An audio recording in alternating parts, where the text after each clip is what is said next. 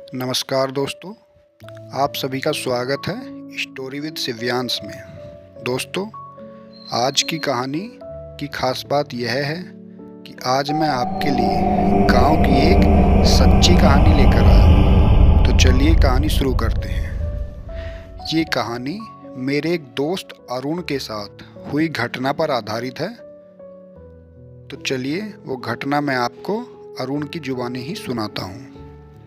मेरा नाम अरुण है और मैं उत्तर प्रदेश के बरेली ज़िले का रहने वाला हूँ। दोस्तों, हम बचपन से ही अपने घर वालों से भूत प्रेत आदि से संबंधित कहानियाँ सुनते चले आ रहे हैं और फिर जैसे जैसे हम बड़े होते जाते हैं, हमारा डर जिज्ञासा में बदल जाता है। मतलब हमें डर तो अभी भी लगता है, पर कभी कभी हम यह देखना चाहते हैं कि वास्तविकता में इसका कारण क्या है। हम किसी जगह से या किसी चीज़ से डर रहे हैं, तो क्या वो डर सही है या नहीं। दोस्तों, 2016 में मैंने अपनी 12वीं की परीक्षा दी और परीक्षा के बाद हमें एक लंबी छुट्टी मिल रही थी। वैसे मेरी पढ़ाई तो शहर में हुई है, लेकिन छुट्टियों में हमेशा मैं अपने गांव जाता था, क्योंकि वहाँ पर मेरे भाई दोस्त वगैरह सब मेरी ही उम्र के थे। मेरे भाई कुलदीप और मेरे दोस्त राकेश की आदत थी कि रात को खाना खाने के बाद आसपास टहलने जाया करते थे। हम गांव के पास बहने वाली नदी के तट पर जाकर बैठ जाते थे। वह नदी गर्मियों में तो ज़्यादातर सूखी ही रहती है और वहाँ पर कोई आता जाता भी नहीं है। एक दिन की बात है, हम हमेशा की तरह नदी के किनारे पत्थरों पर बैठे हुए थे। वहाँ पर बैठे बैठे वहाँ की हवा का आनंद ले रहे थे। लेकिन उसी दिन पास के गांव में कुछ कार्यक्रम था, इसीलिए रात भर लोगों का आना जाना शुरू था। तब मैंने उनसे कहा कि चलो किसी दूसरी शांत जगह पर चलते हैं। सामने जो पहाड़ी नज़र आ रही है वहीं चलते हैं। तो इस पर कुलदीप ने कहा, अरे पागल हो गए हो क्या? तुम तो ऐसे बातें कर रहे हो जैसे तुम कुछ जानते ही नहीं हो। उस पहाड़ी के बारे में आज तक कितनी डरावनी बातें सुनी हैं। तब मैंने उससे कहा कि बचपन में कितनी सारी डरावने किस्से सुन रखे हैं, लेकिन आज तक किसी भी अजीब चीज़ को होते हुए नहीं देखा है। लोग कहते थे कि किसी ज़माने में उस पहाड़ी पर एक गांव हुआ करता था और वह गांव रातों रात गायब हो गया था। लेकिन पूरी जानकारी इस घटना के बारे में किसी को भी नहीं है। उस समय रात के लगभग 10:30 बजे थे। हम तीनों घर वापस आए और फिर मेरे भाई कुलदीप ने घर से अपनी मोटरसाइकिल निकाली और हम तीनों लोग उसी बाइक मोटरसाइकिल पर बैठकर घर से पहाड़ी की ओर निकल चले। लगभग 10 मिनट के बाद हम नदी के किनारे तक पहुंच गए।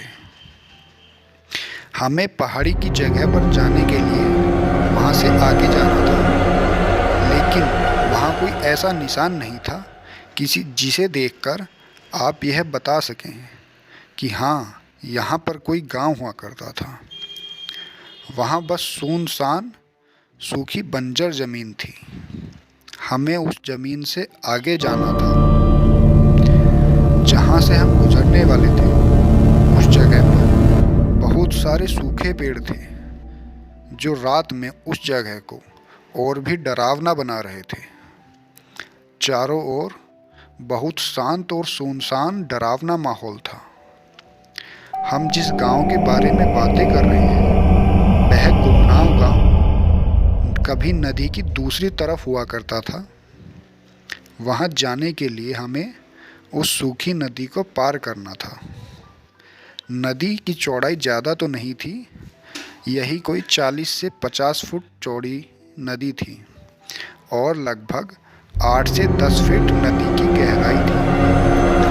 लेकिन नदी के दोनों तरफ ढलान था, जैसे ही हमने मोटरसाइकिल से नदी के अंदर उतरे, नदी के सूखे रेत में अचानक हमारी मोटरसाइकिल बंद हो गई।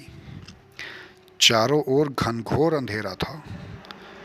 मोटरसाइकिल स्टार्ट करने के लिए हम लगातार कोशिश करते रहे, लेकिन मोटरसाइकिल स्टार्ट नहीं हुई। लगभग 15 मिनट का समय इसी प्रकार बीत गया और मोटरसाइकिल स्टार्ट नहीं हुई। हमारे पास जो माचिस थी उसकी सारी तीलियां भी जल जल कर ख़त्म हो गई और मोटरसाइकिल स्टार्ट करने की हमारी हिम्मत भी धीरे धीरे ख़त्म हो रही थी।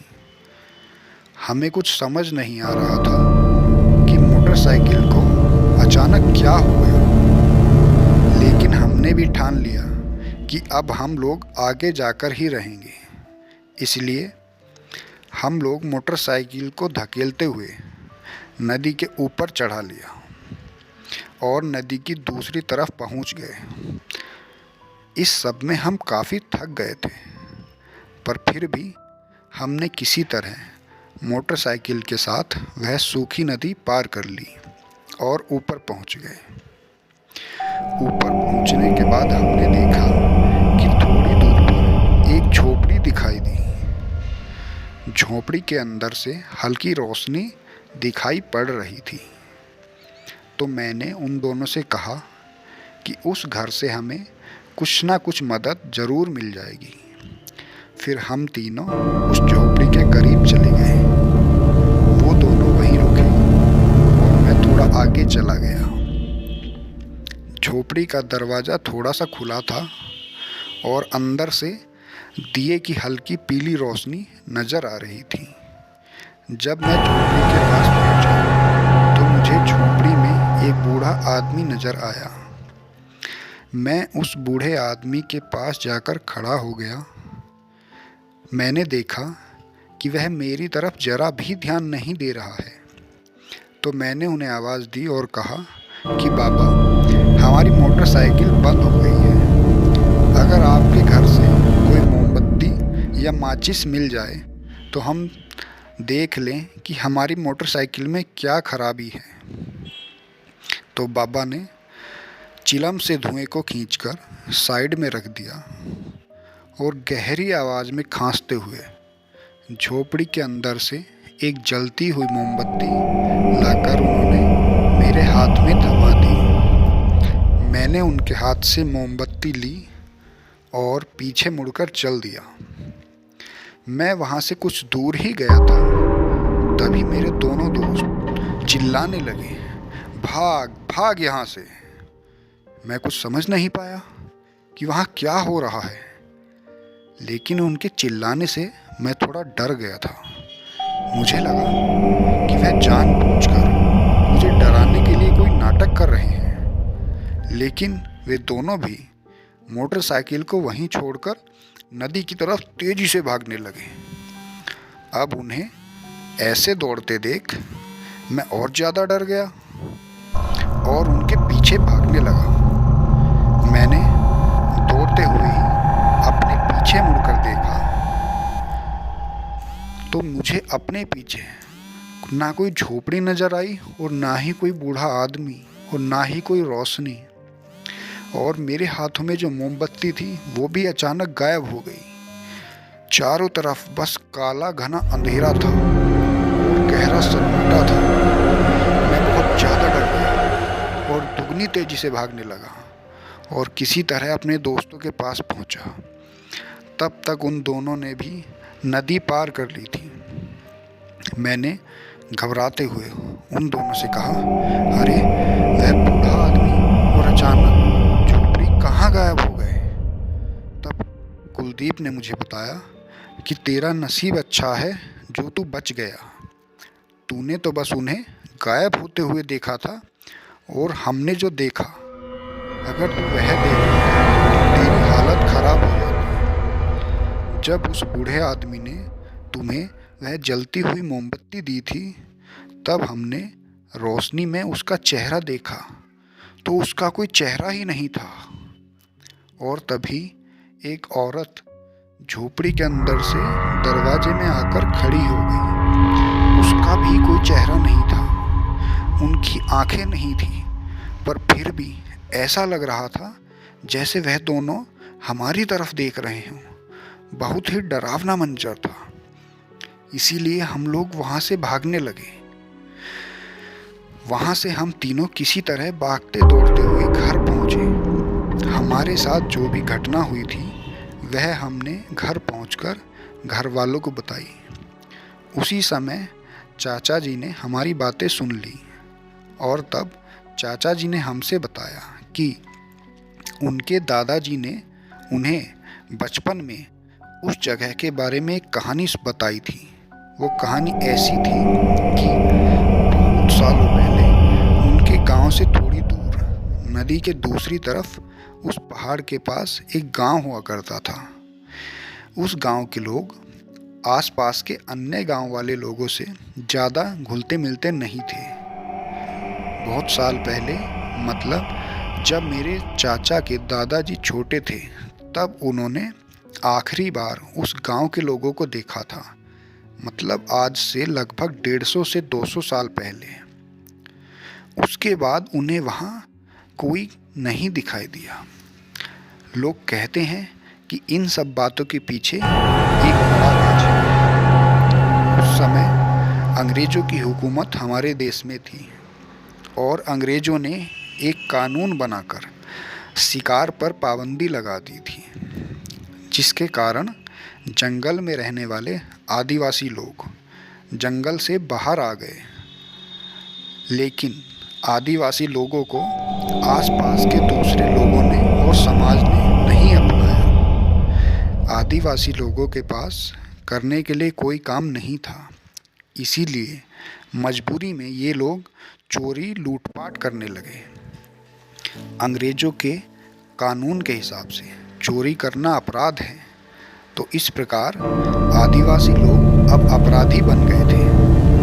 तो अंग्रेज़ों ने इनका सफाया करने के लिए एक रात इनके पूरे गांव में ही आग लगा दी और इस आग से पूरा गांव जलकर राख हो गया।